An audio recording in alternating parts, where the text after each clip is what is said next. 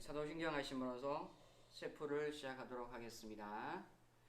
전능하사 천지를 만드신 하나님 아버지를 내가 믿사오며 그 외아들 우리 주 예수 그리스도를 믿사오니 이는 성령으로 잉태하사 동정녀 마리아에게 나시고 본디오 빌라도에게 고난을 당하사 십자가에 못 박혀 죽으시고 장사한 지 사흘 만에 죽은 자 가운데서 다시 살아나시며 하늘에 오르사 전능하신 하나님 우편에 앉아 계시다가 저리로서 산 자와 죽은 자를 심판하러 오시리라. 성령을 믿사오며 거룩한 공예와 성도가 서로 교통하는 것과 죄를 사하여 주시는 것과 몸이 다시 사는 것과 영원히 사는 것을 믿사옵나이다. 아멘. 다같이 찬송가 30장 전능하고 놀라우신 1절 함께 찬송 드리겠습니다. 전능하고 놀라우신 나의 주님 구세주 거룩하신 은혜의 왕 주를 경배합니다. 영광 영광 주의 이름 찬양해.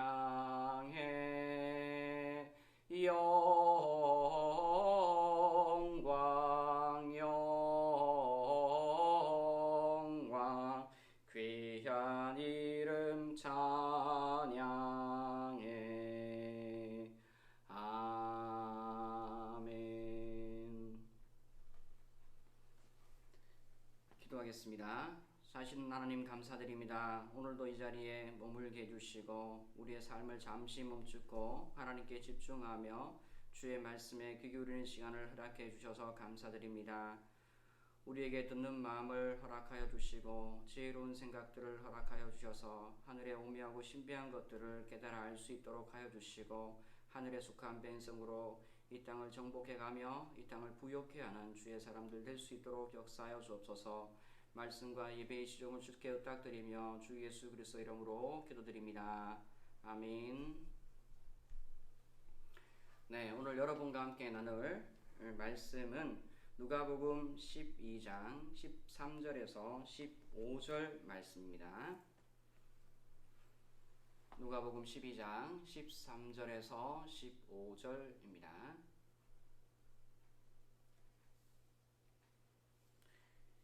표신 줄 알고 봉독해 드리겠습니다.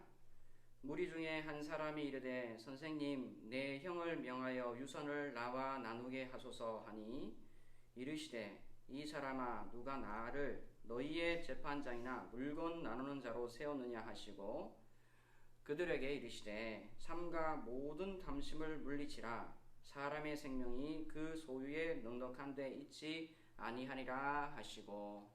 아멘. 여러분과 함께 자유케 하는 온전한 율법이라는 제목으로 말씀을 상고하도록 하겠습니다. 할렐루야.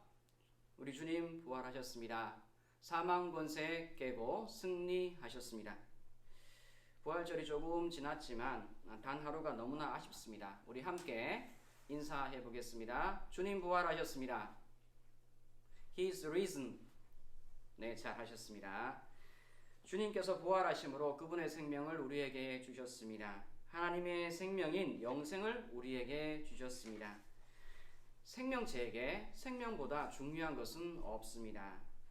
그분은 우리를 사랑하시어 그 소중한 생명을 값없이 우리에게 주셨습니다. 하나님 감사합니다. 네, 그렇습니다. 동물의 세계에서 공생이라고 말을 합니다. 동물의 세계에서 공생, 생명의 공유, 삶의 공유는 생존을 위한 필수적인 것입니다. 여러분 코뿔소를 아십니까? 코뿔소는 단단한 피부와 날카로운 뿔로 적이 나타나면 마구 돌진해 갑니다. 후퇴를 알지 못합니다. 그래서 코뿔소는 어떤 천적이 나타나도 우직하게 맞설 수 있을 만큼 강해 보입니다. 하지만 사실 코뿔소는 조금 떨어져 있는 거리의 물체도 제대로 식별하지 못할 정도로 시력이 정말 좋지 않다고 합니다. 그리고 코뿔소의 등에는 늘 진드기가 살아요. 시력도 좋지 않고. 이런 코뿔소와 공생관계에 있는 새가 있습니다. 할미새입니다. 할미새는 코뿔소의 등에 붙어있는 진드기를 쪼아 먹으며 살아갑니다. 그리고 시력이 약한 코뿔소를 대신해 위험한 일이 발생하면 즉시 위험병도를 알려주기도 합니다. 이를 보답이라도 한 듯 코뿔소는 할미새를 천적으로부터 보호해 주는데, 그 때문에 코뿔소가 있는 곳에는 언제나 할미새들이 많이 날아다든다 합니다. 동물도 서로 간의 공생관계에 있듯이 우리는 수많은 사람과 도움을 받고 도움을 주며 자연스럽게 공생관계를 이어가고 있습니다. 그리고 지금 이 자리에 저와 여러분이 있는 것입니다. 하나님은 생명의 근원이시고 모든 만물의 아버지이십니다. 만물이 그로부터 말미암고 그로부터 나고 그에게로 돌아갑니다. 하나님은 사람이 서로에게 귀중한 존재로 이어져 있기를 기대하십니다. 바로 빌립보서에서 사도 바울은 우리에게 이렇게 교훈하고 있습니다. 아무에게 다툼이나 허영이로 하지 말고 각각 자기보다 남을 낮게 여기라. 각각 자기보다 남을 낮게 여기라. 오늘 우리의 사회를 위기 사회라고 이야기를 합니다. 있는 자는 더 부해지고 없는 자는 더 가난해진다고 합니다. 코로나 이후에 부동산 소식이 연일 여러 가지 사건으로 사회에 이슈돼서 TV의 전면을 장식합니다. 부동산이 점점 상승된 이후에 더욱 그런 것 같습니다. 있는 자는 더 부해지고 없는 자는 더 가난해지는 것 같습니다. 여러분, 돈이 적다 하는데 돈이 많다고 진짜 돈이 많은 것이 아닙니다. 사실은 쓰는 만큼 내가 누리는 것이고요. 그리고 쓰는 만큼, 사용하는 만큼 내가 가진 돈의 양입니다. 그저 쌓아둔다고 내 것이 되는 것이 절대 아닙니다. 이상하다 동전 한 입 움켜잡으면 없어지고 쓰고 빌려주면 풍성해져 땅 위에 가득하네. 그런 것입니다. 실제적인 의미에서 돈이 있고 없고의 차이는 불편함의 정도일 뿐입니다. 사실 그렇습니다. 있는 사람과 없는 사람은 옵션의 차이가 나는 것입니다. 물론 선택의 폭이 남보다 더 많다고 해서 그것이 더 좋은 것만은 아닙니다. 폐인이 되는 예도 있습니다. 폐륜이 되는 경우도 우리는 대중매체를 통해서 듣습니다. 옵션이 적어서 포기하는 자가 있는 반면 선택할 것이 적기에 인생을 집약적으로 살아가고 인생의 고부가 가치를 창출하며 사는 사람들도 있습니다. 모든 것은 사람의 삶의 태도로 귀속되는 것입니다. 오늘 옵션이 없다는 한 사람이 나옵니다. 그 사람의 위기는 그 형과 상대할 수 없다는 것입니다. 그 형은 막강합니다. 동생은 물질적으로 형에게 의존되어 있습니다. 왜냐하면 형이 장자인 자기 목보다 훨씬 더 많이 챙겨버리고 입을 꾹 다물고 있습니다. 재산을 분배한 것으로 보아 아버님이 계시지 않는 것 같습니다.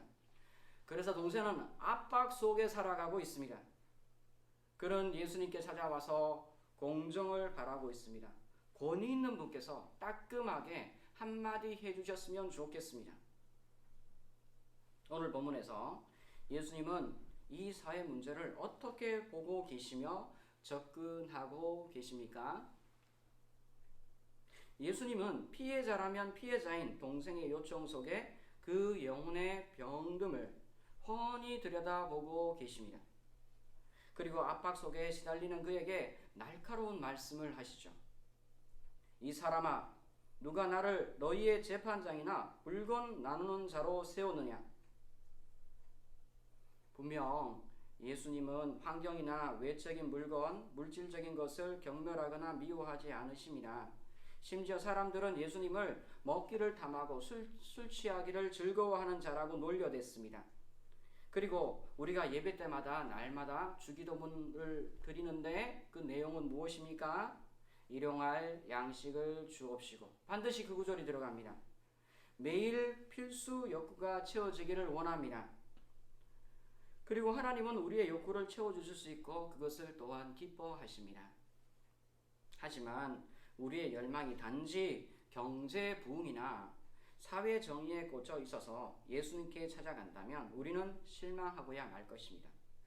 왜냐하면 놀랍게도 예수 그리스도 안에서 구함은 차별이 없기 때문입니다. 하나님의 부의 베품은 평등하기 때문입니다.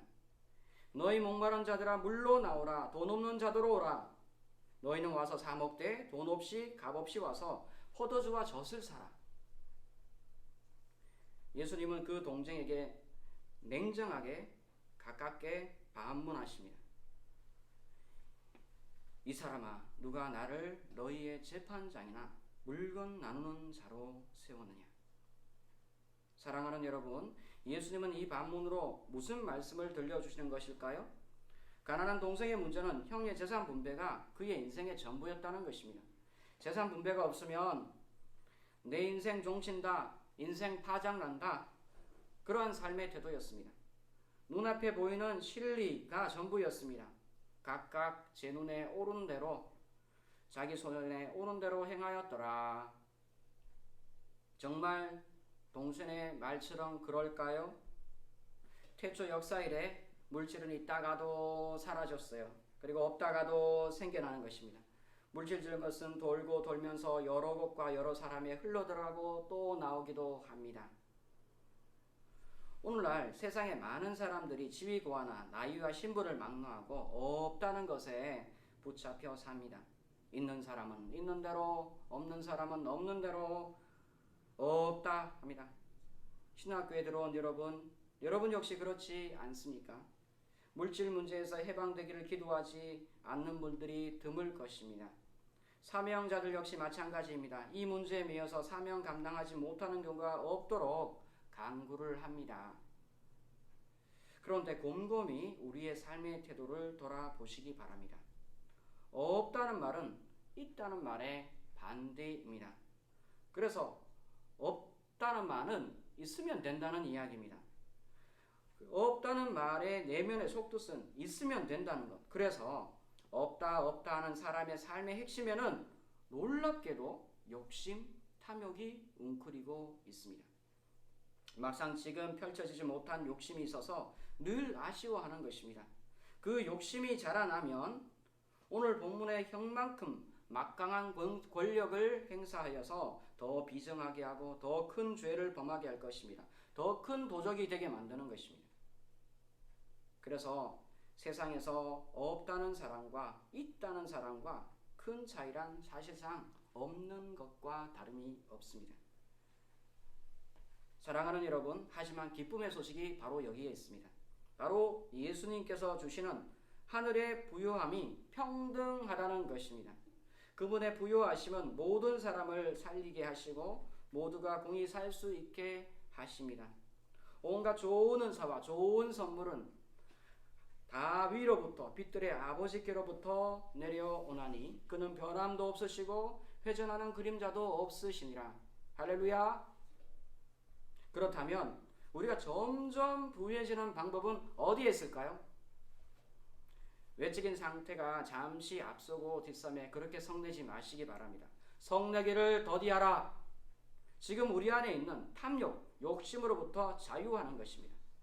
즉 우리가 삶의 지향점을 더 이상 외적인 상태에 두지 않는 것입니다. 형의 몫이 있다면 내게 주실 몫도 남아 있습니다. 하나님이 계십니다. 남에게 부유함과 넘침이 있으면 하나님께서 내 몫도 남겨주심이 있습니다. 남이 잘되면 내가 잘될 일이 곧 찾아옵니다. 구원이 하나님이 계시는 한 우리는 난 여호와로 즐거워하리, 난 여호와로 즐거워하리, 그러한 날들을 노래하며 찬양할 수가 있습니다. 이런 삶의 방향전환이 위기사회 속에 사는 사람들에게 자유를 선사해 주는 것입니다. 없는 가운데도 나누게 하고 부족한 중에도 더불어 사는 기쁨을 줍니다. 피해자로 살지만 사랑하게 하며 봉사하게 하며 세상을 치유하며 손으로 악을 이기게 합니다. 어리석은 자 같으나 지혜로운 것이고 가난한 자 같으나 부한 자입니다. 사랑하는 여러분, 말씀을 정리하겠습니다. 삼가 모든 탐심을 물리치라. 사람의 생명이 소유에 넉넉한 데 있지 아니하니라. 그렇습니다. 예수님의 말씀이 옳습니다. 위기시대 우리를 자유케 하는 율법의 말씀입니다. 사람의 소유가 결코 의미 있는 삶을 약속하지도 보증하지도 않습니다. 그리고 사람의 소유가 더더구나 영생을 주지는 않습니다. 믿는 우리가 불타고 사라질 속되고 속된 것이 아니라 하늘에 신령한 것을 사모한다면 부활하신 예수님은 그분의 권세로 하늘에서 간 모든 신령한 복을 지상에 있는 우리에게 베풀어 주실 것입니다. 그분은 구하는 자에게 후히 주시고 꾸짖지 아니하십니다. 그분은 넉넉하십니다. 좀 더디어 보여도 자연스럽게 흘러갑니다. 처음에는 30배, 그 다음에는 60배, 그 다음에는 100배의 소출입니다. 그것이 자유케 하는 율법이 있는 하나님 나라의 은혜의 원리입니다. 은혜 아래 사는 자유인으로 오늘도 내일도 사시는 저와 여러분 되시기를 주님의 이름으로 간절히 축원합니다. 아멘. 축도로 체프를 마치도록 하겠습니다. 우리 가운데 역사하시는 능력대로 우리가 구하거나 생각하는 모든 것에 더 넘치도록 능히 하실 이에게 교회 안에서와 그리스도 예수 안에서 영광이 대대 영원무궁하기를 원하노라. 지금은 우리 주 예수 그리스도의 은혜와 하나님 아버지의 무한하신 사랑과 성령님의 감화, 감동, 교통하시는 역사가 사망 권세를 깨고 부활하신 그리스도 예수의 부활의 권능으로 하늘의 신령한 것을 누리며 살아가기를 소원하는, 날마다 그리스도 예수의 풍성하심에 있기 소원하는 우리 모든 형제들과 자매들과 이 시간 예배하는 예배자들과 원근각지에 있는 믿음의 권석들 머리 위에 이제로부터 영원무궁토록 함께 계실지어다. 아멘.